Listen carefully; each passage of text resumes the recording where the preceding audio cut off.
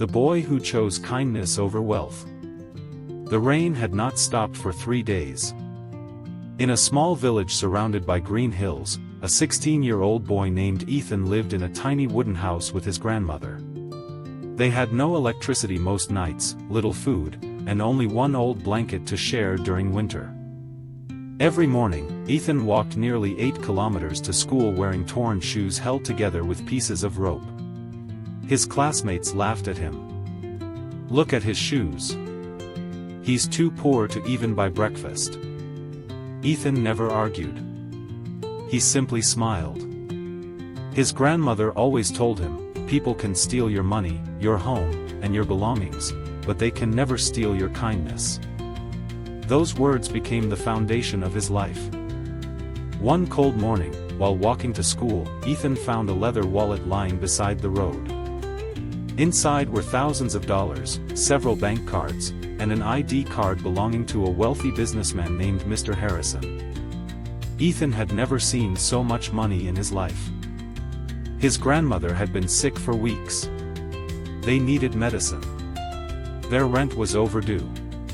There wasn't enough food for dinner.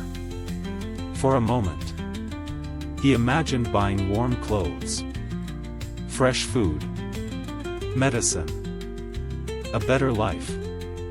No one had seen him pick up the wallet. No one would ever know. But then he remembered his grandmother's words. Character is what you do when nobody is watching. Instead of taking the money, Ethan skipped school and spent the entire day searching for Mr. Harrison's address. Late that evening, he finally reached a large mansion on the edge of the city. The security guards refused to let him inside. "Go away," they said. "You don't belong here." Just as Ethan was about to leave, a black luxury car entered the gate. A man stepped out. It was Mr. Harrison. Ethan walked forward nervously. "Sir, I think this belongs to you." Mr. Harrison opened the wallet. Nothing was missing. Not a single dollar. He stared at Ethan in complete disbelief. "Do you know how much money was inside?" "Yes." "And you returned it?" "Because it wasn't mine."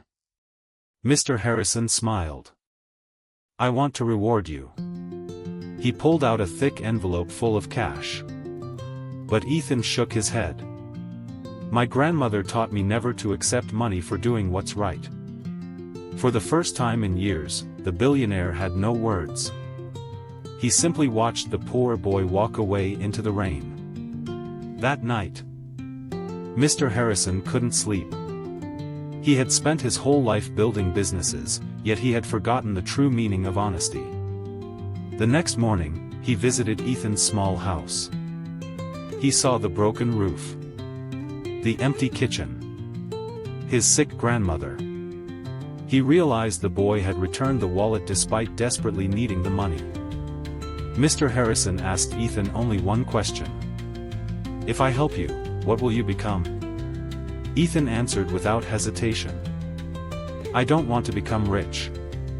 I want to become someone who helps people the way my grandmother helped me." That answer changed everything. Mr. Harrison paid for Ethan's education. He bought medicine for his grandmother. He never gave Ethan luxury. Instead, he gave him opportunity. Years passed. Ethan studied harder than anyone else. He graduated from one of the country's best universities. He became an engineer. Then he started a company focused on building clean drinking water systems for poor villages. His company never chased quick profits. It solved real problems. Within 10 years, Ethan became one of the youngest successful entrepreneurs in the country. Reporters often asked him the same question. What was the secret to your success? They expected him to talk about business strategies, investments, or luck. Instead, Ethan always smiled.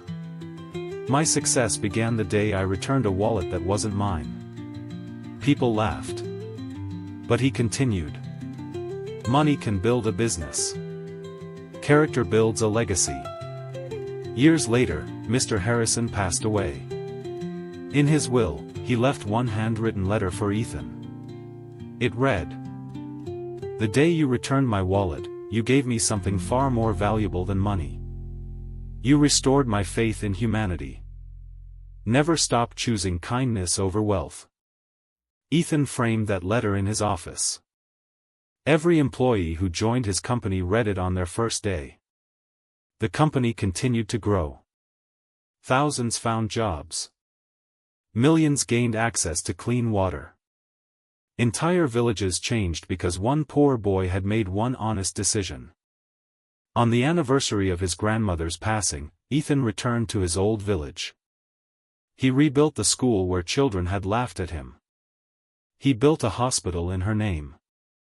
He created scholarships for students who could not afford education. Standing in front of hundreds of children, Ethan held up an old pair of torn shoes he had kept all those years. He smiled and said, "These shoes remind me that success doesn't begin when you become rich.